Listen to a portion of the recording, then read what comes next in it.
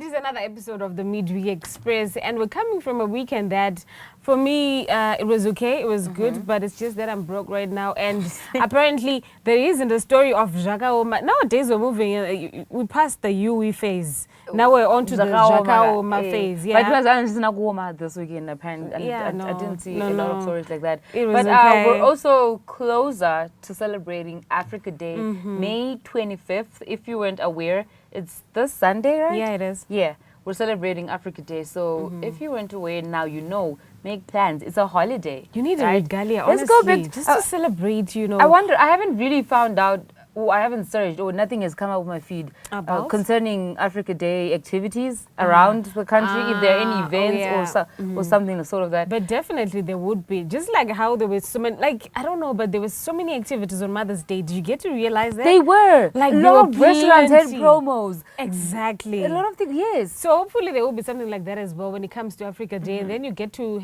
pick one or two that you can do with your family and stuff, yeah? I want something to do. But anyway, in our comments today, Tafara says, me are kufamba slow. Dango to gaga tibadaru it. And I thought things were moving smoothly this month, you know. And I told you I'm broke already. What are you saying? No, I did. This is Zakaoma we manjo. When I was saying we didn't have a Zakaoma weekend, apparently we just did have a Zakaoma meeting. Yeah, honestly, Zakaoma.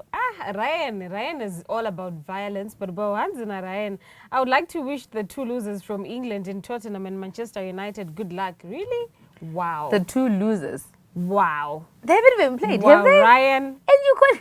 Really? They are violent. Yeah, I know that violence. Team America is in the winning. That's what happens. Whenever you know your standings are okay. Yeah, that's how it happens.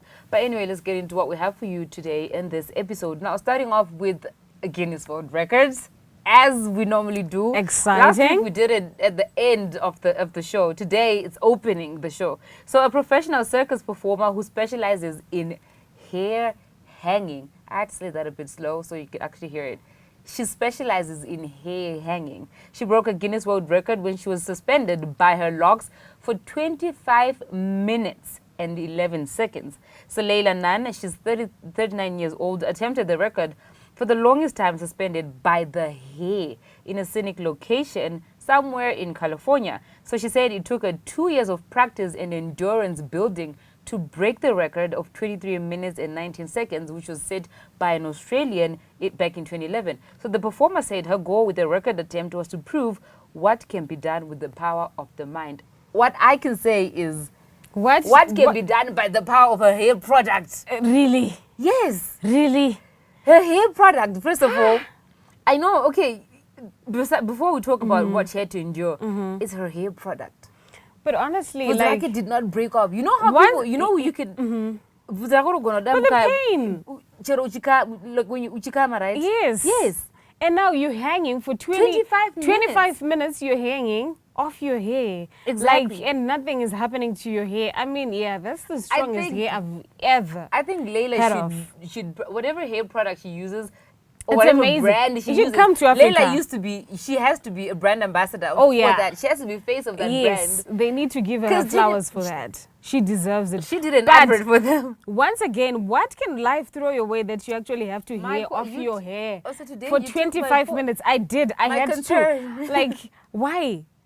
I always ask you this, but you did it for me today. So we could ask people, what could life possibly throw your way? I always ask this. That we have, but anyway, she's saying she's a circus. Well, she's a circus performer, so I guess it's part of a performance. But I don't know that as a person, if I'm to attend a circus show and I'm just like for 25 minutes looking at someone hanging by their hair, I think I wouldn't even look for like 5 minutes. For 3 minutes, no, I can't. Or maybe I'll think it's fake.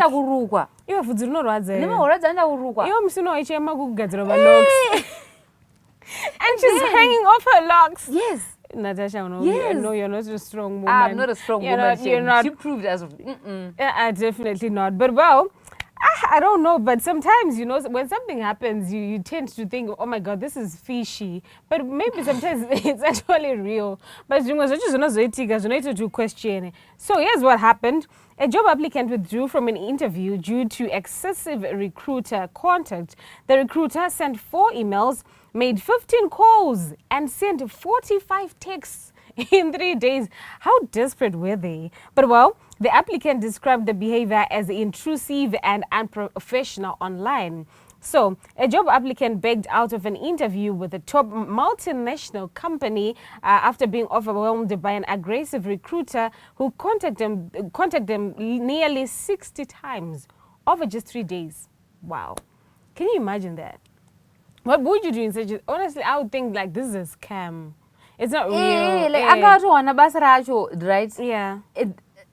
But they already spoken. No, I think it's a scam because Anzi, at one point, when I returned one of her calls, someone else picked up the phone. That's when it really felt off. Okay, so at this point, I got no, this is wrong. Yeah, I'll talk about online. You see the things that are happening online, and you're looking for a job, and then now the calls turn unprofessional for you. Very questionable. I pay, you're seeking for a job. Imagine. I think I understand when this person said they had to withdraw from the process, because imagine this is before what or part of the team. It's like you won't sleep, you won't rest. They'll always want you at work. I think they gave hints they will micromanage this person. Because how do you throw calls like this? So can we say she dodged a bullet? She probably did dodge a bullet. Because I don't know, but I think she did. This recruiter was really aggressive. Like there was some sort of aggression, honestly. And this is after Munojina sent out the requested documents and done everything that they had to do. And still they made 45 calls. That was definitely fishy, honestly. It was micromanagement on the way. I think they dodged the bullet and they did quite well, I guess. They definitely did. But you know, anyway, I'm not sure. I'm just saying. I think they did a good thing. I don't think so. But you know what? We're going to come back in the second segment and we'll be talking about something that happened with silent killer Ngwere. Please just stand by.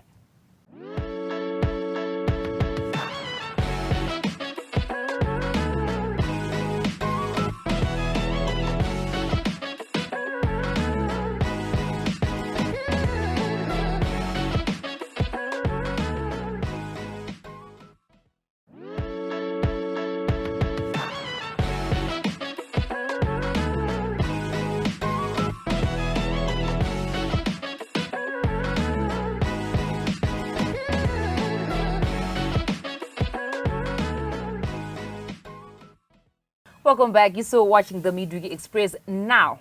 So silent killer has landed in serious trouble after missing a major UK performance, prompting a promoter to demand over 122,000 US dollars in damages. So here's the story. The promoter, Y2K Entertainment, Music and Arts, claims silent killer breached his contract by failing to perform at the Summer Festival in Leicester in April of this year. So the event featured several Zimbabwean artists, and the organizer says his absence caused major disruptions, forcing them to spend thousands on last-minute changes. So according to to some publications, the Rare-based DM Tombeni, the legal practitioners, sent a letter of demand to Silent Killer's legal team on May 16th of this year. So the letter accuses the musician of breaching a contract, unprofessional behavior, and causing reputational damage to the festival. The promoter says Silent Killer was given financial support throughout his booking process, which includes $300 US for an emergency passport, $500 to retrieve the passport, $100 for visa biometrics, and extra costs for interviews, and anything that was going to happen during the time. So although his visa was eventually approved just in time, things went downhill because Silent Killer is said to have missed 3 separate flights, which includes the original booking of the flight, and then he refused to board the other flights that were booked, saying he needs an extra $300 for his girlfriend or his wife. I'm not so sure but yeah, so it's... Yeah, just to, they clearly stated their issues. Yeah, they did. Apparently, the rumor was on social media, Silent Killer, couldn't go to the UK tour because of the dreams that he had. So now he came and he cleared the air and he was like, no, that's not what happened. For me, explain what you mean. I don't know what he meant by that, but that's exactly what he said. Referring to what? To maybe you can't tell me to come there yet you haven't maybe paid me the amount that I want. You haven't paid me that much. So now you're telling me to come. But yeah, that was definitely unprofessional. So he said that Because- he had a dream which then made him no. reluctant to attend? Not exactly. He had his own reasons of not going. This was speculations made by people, made by bloggers and Oh, stuff. right, To okay. say that because of a dream that he had. But then he cleared the air and he said, no, it's not because of that. It's because I had other reasons. Okay. Yeah. Well, the promoter's saying otherwise. They're saying they paid him the money Yes. that he was supposed to be paid, and Yeah. they even paid an extra. Apparently, he kind of wanted money that could, he could leave here in Zimbabwe with his family. And take them to the festival with. No. Just to leave it with them, with the family, like something that they can use an incentive While he's for the away. Exactly. Okay. That's what happened. So yeah, but I wonder how the whole lawsuit goes, because they're saying he owes them over 122,000. Now they're talking about reputational damage. yeah, This is not only about accommodation and other bookings. yeah, It's the also whole about- brand. Yes, it's a Yeah. whole brand that has been tarnished, its image, and now probably other artists are also going to be skeptical about it somehow. So yeah, it wasn't that good after all. But there is something that has happened. Not as good as well. Yeah, not so good, definitely. And it's something that always happens when it comes to this artist, and this is Chris Brown. Every time he wants to have a concert, he wants to have a show, something comes up. So this time around, Chris Brown's upcoming tour was thrown into question on Friday as a British judge ordered him to be held in custody while facing allegations that he beat a music producer with a bottle in a London nightclub in 2023. So, Chris Brown appeared in Manchester Magistrates Court to face one count of causing grievous bodily harm, and he was ordered held until his next hearing on June 13 in London. The same day, he's due to take the stage in Frankfurt, Germany, on the third date of his world tour. So, Judge Joanne rejected Chris Brown's bail request after prosecutor Hannah Nichols said that the crime was extremely serious.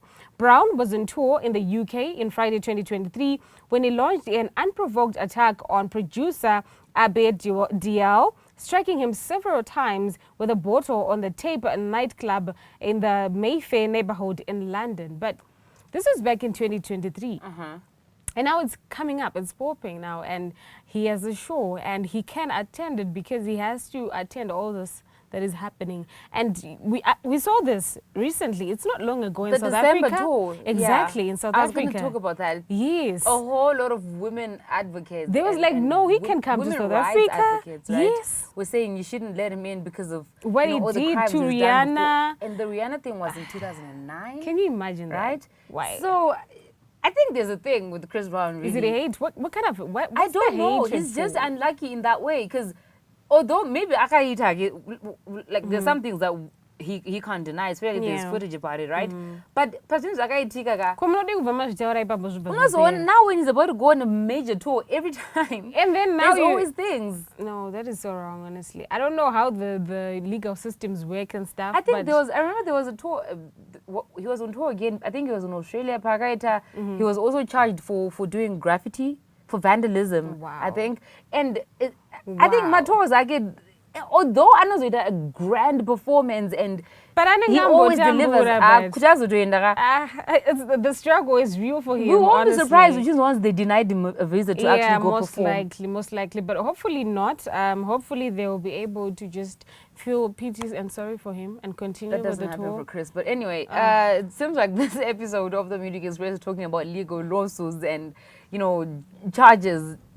It's just artists against laws. So apparently Megan Thee Stallion's legal team has dismissed fresh allegations suggesting that Tory Lanez was wrongfully convicted in connection to the 2020 incident, which I'm pretty sure y'all remember. I don't know if I should go much into detail about it, but the response comes after a press conference by non-profit legal group Unite the People, who claim to have uncovered new testimony supporting Lane's innocence. So that's Tory Lanez. He's currently serving a 10-year prison sentence after being convicted in December 2022 on 3 felony charges. Now, the charges stem from a July 2020 incident in which the prosecutors said he shot Megan Thee Stallion in the foot while yelling dance, well, there's a word there, during an argument outside a Hollywood party. Well, despite those claims, Meghan's attorney issued a firm response saying Tory Lanez was tried and convicted by a jury of his peers, and his case was properly adjudicated through the court system. So what they're saying is, no, you can't bring up more, accusations or whatever, claiming that he's innocent. He shot her. He was prosecuted. He was tried, and he's been sentenced, fairly sentenced. And this is now Meghan's legal team saying this.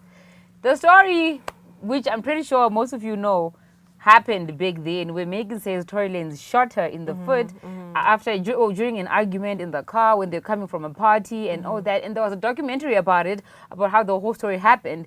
And there were questions to it, because it's a long story. It's quite a long story. It's a very long story. But it also led to a lot of resentment towards Meghan, I would say, when it happened, And with some saying it's now difficult to date Meghan because I don't know, she might turn heads on you. She can just turn up against you if you want to date this woman. You got to be careful. There is a lot and to there were the a lot story, of women who were also saying, Meghan is she's just throwing another black man in jail, what the system wants us to do. Like this is what they always say, especially when it comes to things like this. That's the only statement they'll always have. Like it's the first one, like each and every time, yeah. But honestly, all those lawsuits and artists, it's just too much, for this segment. I think now we just have to dive into some sport. So please don't go anywhere.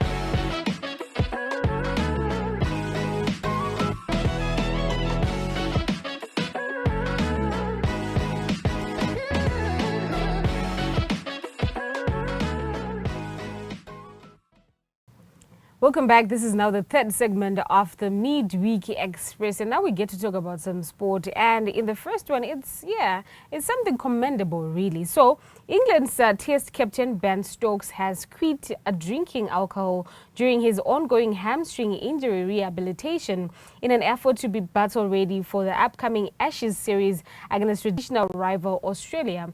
The cricketer said he gave up drinking at the start of the year in the hope abstinence would hasten his recovery from the injury. So the 33-year-old Stokes had surgery on his left hamstring in December after suffering a tear during the third test against New Zealand, which ruled him out of action for a prolonged period.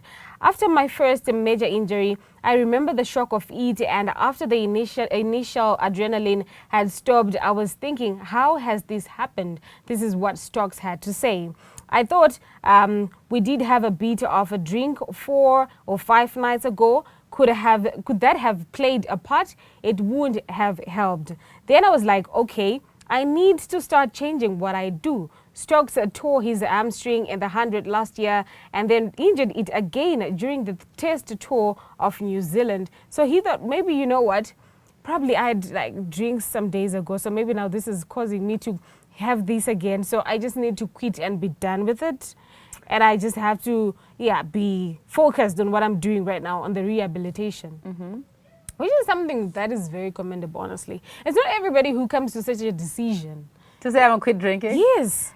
I mean... No, no, it's very difficult, really. Of course it is. It is. No, well, still talking about cricket, there was, I just recently saw, some players are retiring. I saw India's 2 top players, Rohit. Is it? Yes, Virat Kohli and Sharma. Oh. They retired from the Test series, and then India is said to be tight. So, and now I need to see how that's going to go with that involved. Yeah. Now, guys, so there's a tower, right? A Senate Tower, which is said to be surpassing Central Park Tower as the world's tallest apartment building. Now, the crown of the world's tallest apartment building, which is currently in New York City, and that is the Central Park Tower, is said to be 457 meters tall. The one that is about to come, which will be in Brazil, the Senate Tower is expected to be at least 550 meters tall. Now, that is according to the report. So the building is inspired by the life of Brazilian former One legend Ayrton Senna, who won 3 world titles but tragically died at the age of 34 during the San Marino Grand Prix in 1994. So there's like works going on. There's a company that is saying that the Senna family are behind the project, and the Brazilian racer's niece is crafting the tower's design. So they're going to do a commemoration by building an apartment building taller than the Central Park Tower. That is 100 meters longer than the one which is already Which is there. currently the tallest Yeah. apartment building. And what's, you know how normally when sportsmen or anybody who does grade, okay, let's say a community grades, Yeah. they get statues, right? They get But then a monuments, and tower- he's gonna get an apartment tower which is taller than the Central. That's grander. It is. It is so It's a grand. grand gesture. It is just, I don't know. Yeah. It's just amazing, honestly. Like, even his family, everybody around you, they're all gonna be like, wow. Like, It's so gonna proud. it's you know, like I said, we normally get statues and you know, and maybe buildings opened in their names or named after them. They're gonna build one. It won't be named after him, but they will build it as well. And it has the family involved, and I think it's gonna be great. Especially that it's gonna be the tallest, taller than the Central Park. But you know what? I feel like it's very, very important, especially after someone has put in all the work and just done all they can in order to be there to shine all the time. It's The greatest, perhaps Exactly. the greatest in 9 to 4. You know, Yeah. it's like we're having it's a historical thing. It is. It's a monument, actually, you Yeah, know, yeah. that is coming up now in this age, in this day and era. And each and everybody who's going to come up next, they're going to know about the person that they lived, which is something that should be I'm pretty done. sure they did, because you know he's one of Brazilian's greatest Formula One racers. Yeah? Yeah. You see? So, yeah, it's definitely something that They'll probably is... just say it was high time he gets something in his name. It is, but Imagine getting then the something way in your they name. did it, Right? it has never been done. I don't think it has. No, it has never been done. Like, this is it. This is it.